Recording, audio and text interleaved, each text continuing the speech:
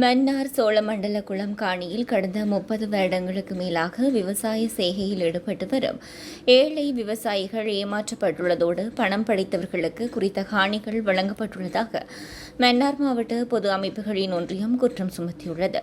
இவ்விடயம் தொடர்பில் பொது அமைப்புகளின் ஒன்றிய தலைவர் சிவகரன் இன்றைய தினம் ஜனாதிபதிக்கு அவசர கடிதம் ஒன்று அனுப்பி வைத்துள்ளார். குறித்த கடிதத்தில் மேலும் குறிப்பிடுகையில், மன்னார் சோழமண்டல குளம் காணி விடயம் தொடர்பாக பலமுறை உங்களுக்கு கடிதம் எழுதி பயனற்று போய்விட்டன. 30 ஆண்டுகளாக விவசாய செய்கையில் ஈடுபட்டு வரும் 100 ஏழை விவசாயிகள் புறக்கணிக்கப்பட்டு பெரு வணிகர்களுக்கும் கொழும்பிலும் வெளிநாட்டில் இருப்பவர்களுக்கும் சட்டவிரோதமாக காணி வழங்கியுள்ளீர்கள். நீதியின் பரிபாலனமின்றி அநீதியாக உங்கள் அமைச்சர்கள் சலுகை பெற்றுக் கொண்டு காணியை வழங்கியுள்ளார்கள் என்பதே வெளிப்படையான உண்மை. இவ்விடயம் தொடர்பில் அரசாங்க அதிபர் பலமுறை வேண்டுகோள் விடுத்துள்ளார். ராஜாங்க அமைச்சரும் மாவட்ட அபிவிருத்தி குழு தலைவரும் பல தடவைகள் எழுத்து மூலமும் நேரடியாகவும் தெரிவித்துவிட்டனர். இதற்காக பல கூட்டங்களும் நடந்தறிவிட்டது. ஆனால் எங்கும் நீதி கிடைக்கவில்லை. ஏழை மக்களின் வாழ்வாதாரத்துக்கான காணியை அபகரித்தது அடிப்படை உரிமை மீறலாகும். வாழ்வுரிமையின் அடிப்படை உரிமை மறுக்கும் இந்த நாட்டின் நீதியற்ற நிர்வாகிகளின் ஜனாதிபதி தேர்தலை முழுமையாக புறக்கணிக்கிறோம்.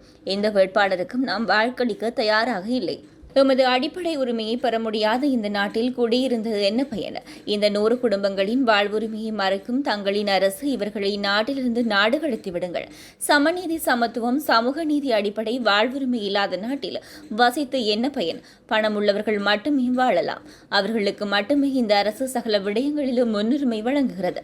தமிழ் மக்களின் இன பிரச்சினை தேர்வு மட்டுமல்ல, அடிப்படை பிரச்சினைகளையும் புறக்கணிக்கும் தாங்கள் எப்படி பல்வகமை சமூகத்தின் தலைவராக மிளிர்ந்துவிட முடியும்?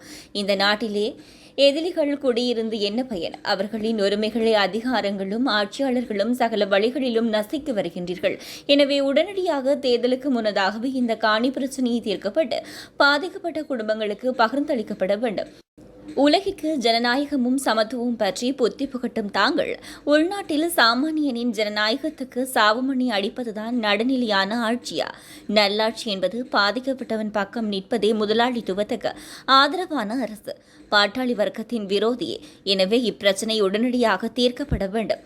இல்லையில் வரும் ஜனாதிபதி தேர்தலை நாம் முழுமையாக புறக்கணிப்போம் என குறித்த கடிதத்தில் மேலும் குறிப்பிடப்பட்டுள்ளது.